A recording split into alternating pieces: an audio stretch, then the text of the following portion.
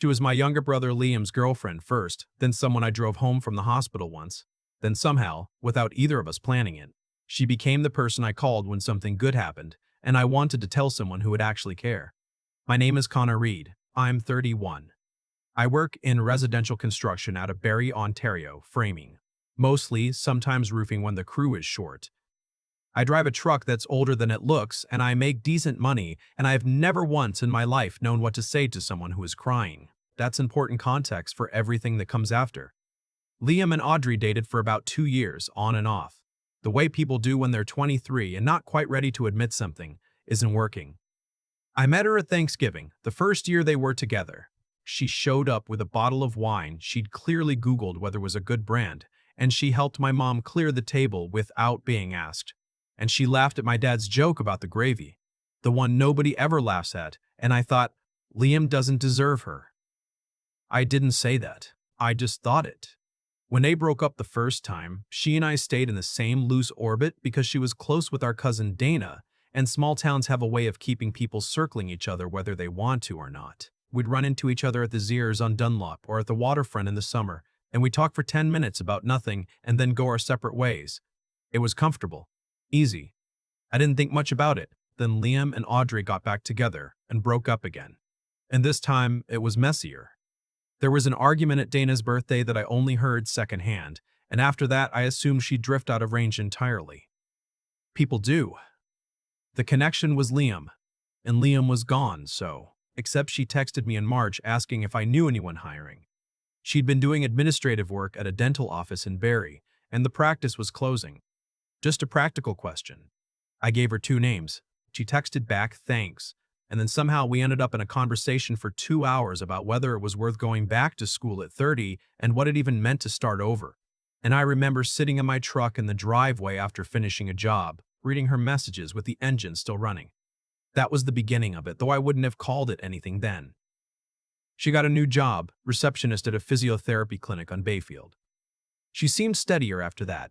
We texted occasionally, talked on the phone twice, ran into each other at the Kempenfest market in August and split a bag of kettle corn and walked along the harbor for almost an hour. At some point, I realized I was looking forward to seeing her in a way that had nothing to do with Liam and nothing to do with convenience. I didn't do anything about it. She was my brother's ex. There's a line there, even if the relationship was long over. I filed it away and left it alone. Then in October she called me, and her voice was wrong in a way I couldn't immediately name. Not crying. Something flatter than crying. She'd found a lump in the shower 3 weeks earlier. She hadn't told anyone, had waited through 2 appointments and a biopsy and a second opinion, and now she had a diagnosis. Breast cancer. Early stage, the doctors said, which was the good version of terrible news. She would need surgery, possibly radiation after. They'd talk about next steps. She called me, not Dana, not her mom, me. I drove to her apartment on Collier Street that evening. She buzzed me up without asking what I was bringing or whether she looked okay or any of the small deflections people use when they're about to be seen. She just buzzed me in. I brought 2 coffees from Tim Hortons because I didn't know what else to do with my hands. She was sitting at her kitchen table when I came in, still in her work clothes. A cardigan she pulled over her shoulders like a blanket. She looked like someone who had been holding something very heavy for a long time and wasn't sure yet if she was allowed to put it down. We sat. I didn't say it'll be okay, because I didn't know if it would be. And she'd have seen through it anyway. I just sat across from her, drank bad coffee, and let her talk. And when she stopped talking, we sat in silence for a while. And that seemed to be okay too. I haven't told my mom yet, she said. When are you going to? Tomorrow, I think. Or I'll lose my nerve. I'll drive you if you want. She looked at me across the table. You don't have to do that. I know. She nodded slowly. She wrapped both hands around her coffee cup. Okay, she said. Yeah, okay. I drove her to her mom's house in Innisful the next afternoon. I waited in the car because it was the kind of conversation that needed to be private, and because she needed to be the one to hold her mother up. I sat in the parking lot of the Tim Hortons across the street and drank a second coffee and stared at the gray October sky and felt something settle in my chest that I can only describe as purpose. Like there was something specific I was supposed to be doing, and I was finally doing it, She came out an hour later, her eyes red but her shoulders straighter. She got in the passenger seat and said she cried for 20 minutes and then made sandwiches. That sounds about right, I said. She laughed, a short broken sound, and then didn't say anything else until we were back on the 400. The surgery was in November. Lumpectomy, they called it, which is a word I'd never had occasion to know before. She went home to her mom's to recover.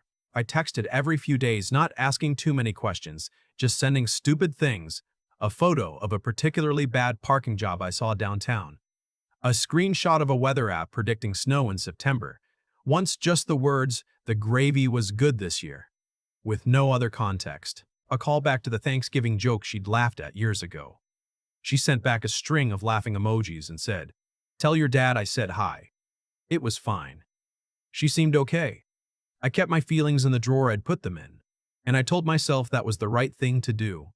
And mostly I believed it. Then in January, her boyfriend ended it. His name was Scott. She'd been with him for about 8 months, someone she'd met through a work friend, and I had heard his name but never met him. After the surgery, he'd gotten distant in the way people get when they're building up to something, shorter texts, reasons why he couldn't come over. And then in January, 2 weeks after she'd been back in her apartment and cleared for normal activity, he sat across from her at a restaurant and told her he thought they wanted different things. She told me later that he'd used the phrase "different things" 3 times in 10 minutes, without ever specifying what those things were. She told me she'd driven home alone and sat in the parking garage under her building for 40 minutes before she could make herself go upstairs. She didn't call me that night. She waited 3 days, and when she finally texted, it was just, "Bad week. Can I call?" She called. And she told me, and her voice had that flat quality again. The one from October. Except underneath it this time was something sharper. Not grief exactly, more like humiliation. The particular shame of having let someone see you at your most vulnerable and then watching them decide you were too much work. He never said it directly, she told me. About the surgery, about he never used the word. But I knew. I knew what different things meant. I didn't say anything right away. I was sitting on my couch with the TV off and the lamp on and the winter dark outside, and I was choosing my words very carefully because I only had one shot to say the right thing. "He's a coward," I said. "What happened to you wasn't a burden. It was something you went through. Those aren't the same." Silence on the line. "I keep thinking," she said, "that maybe he was right. Not to leave. I don't mean that. But about me. Like maybe I'm just, I don't know. Less now. Less than I was." I felt something tighten in my chest. "Audrey, I know how that sounds. It sounds like you're repeating what someone else decided about you and treating it like a fact." Another silence. Then, "Yeah, it's not. Connor." Her voice did something complicated. "Why are you this nice to me?" I didn't answer that honestly. I said, "Because you're worth being nice to," which was true but incomplete. I let it be incomplete. It wasn't the right time. We got off the phone an hour later. I sat with the lamp on and didn't turn the TV back on for a long time. She came over for dinner in February. She did that sometimes. Showed up on a Friday with something from the grocery store, stuff to make pasta or ingredients for the chicken soup her mom had taught her, the recipe with the dill, and we'd cook in my kitchen and talk until it was late and then she'd drive home. It was a thing we did. I hadn't named it. I was afraid to name it. That Friday she showed up with groceries and she was quiet in a way that was different from her usual quiet. She moved around my kitchen setting things out and she wasn't talking and I wasn't pushing. And then at some point I turned from the stove and she was just standing at the counter with her hand flat on the surface, not doing anything, just standing there. "Hey," I said. She looked up. There was something in her face I hadn't seen before. Not sadness, more like she was making a decision. "Can I show you something?" she said. "And can you just not say anything consoling? Not right away, just look." I said okay. I said okay. I didn't know what I was agreeing to. I set down the wooden spoon. She reached for the hem of her shirt. She pulled it up, just on one side, and she stood there in my kitchen, under the overhead light, and she let me see the scar. The surgical scar, still pink against her skin, angled along the lower curve of her breast. She'd had reconstruction, some of it. There was a small implant from a later procedure. But the scar was still there and probably always would be. She stood there and she let me see it, and she was looking at the wall behind me, not at my face, because she couldn't. I looked. I didn't look away. I didn't perform a reaction. I just actually looked because that was what she was asking me to do. "Audrey," I said. And then I stopped because I'd promised not to console her. She was still looking at the wall. "He said it didn't matter to him, and then he left," she said. So I stopped believing people when they said it. I took 2 steps across my kitchen. Not fast, not dramatic, just closed the distance between us. "Look at me," I said. She looked at me. "It's a scar," I said. "It's yours. And I have been trying to figure out the right time to tell you something for about 4 months now, and I'm done waiting for the right time, so I'm just going to tell you." She waited. Her hand was still flat on the counter. "I'm not here because you needed help in October," I said. "I was here before October. I've been here. I just, I kept thinking it was the wrong thing to want because of Liam, because of everything. But I'm 31 years old, and I'm tired of filing things away because they're complicated." I stopped. "You're not less. You're not less than you were. You're actually, Audrey, you walked through something alone for 3 weeks before you told anyone. You drove your mom home from her own tears. You went back to your job and your apartment and your life. That's not less. That's more." She was looking at me with an expression I couldn't fully read. "I'm not saying this because I feel sorry for you," I said. "I'm saying it because I have wanted to say it for months, and the only thing that was stopping me was me." The kitchen was very quiet. The pasta water was starting to simmer on the stove. "Connor," she said. "Yeah. I need you to know that I'm not the same as I was before, physically. Like, it's not just the scar. There are things that changed, things I don't know yet. I don't know what this body's going to be like going forward, and I need you to know that before you say anything else." "I know," I said. "I know that." "And you're still." "Yes," I said. "I'm still." She exhaled. It was a long exhale, like she'd been holding her breath since October, and this was the first time she'd been allowed to let it go. She pulled her shirt back down, and then she didn't move. And then slowly, she leaned forward until her forehead was against my shoulder. And I put my arm around her, and I didn't say anything consoling. We stood like that in my kitchen with the pasta water simmering and the winter dark outside the window over the sink. "I really thought," she said very quietly into my shoulder, "that I was going to be alone for a long time." "I know," I said. "I kept thinking nobody was going to want." She stopped. "I know," I said again. "But I did. I do." She was quiet for a moment. "Then when exactly did this happen?" "The wanting." "Kettle corn at Kempenfest," I said. "Probably." I felt her laugh before I heard it. A small sound into my shoulder. "That was August," she said. "I told you I waited too long." "You did." "I know." She pulled back and looked at me. Her eyes were wet, but she wasn't crying.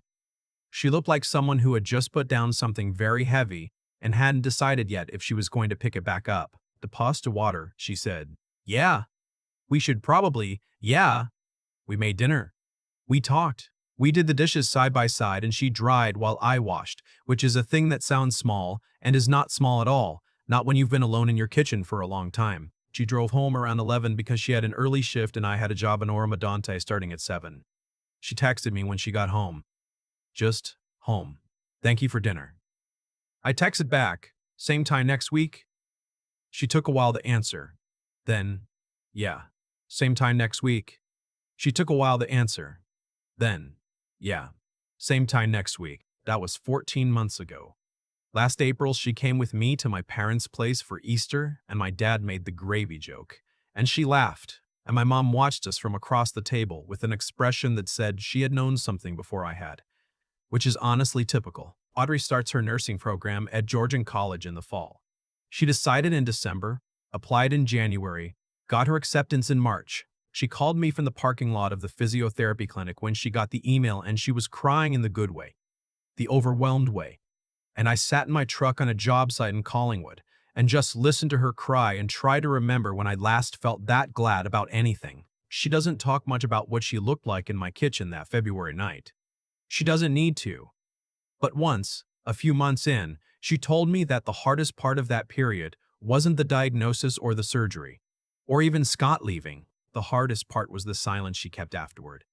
The way she'd learned to hold the story of what had happened to her at arm's length from everyone, because she was afraid that anyone who saw the full picture would step back. I'd gotten so good at keeping it to myself, she said, that I almost didn't let you in either.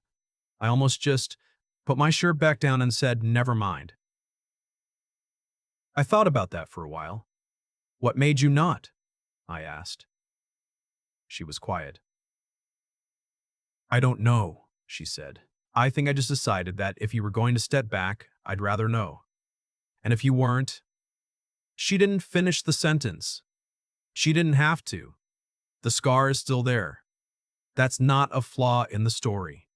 It's just the shape of how things actually are. She is not the person she was before October 2 years ago, and she has said herself that she doesn't need to be.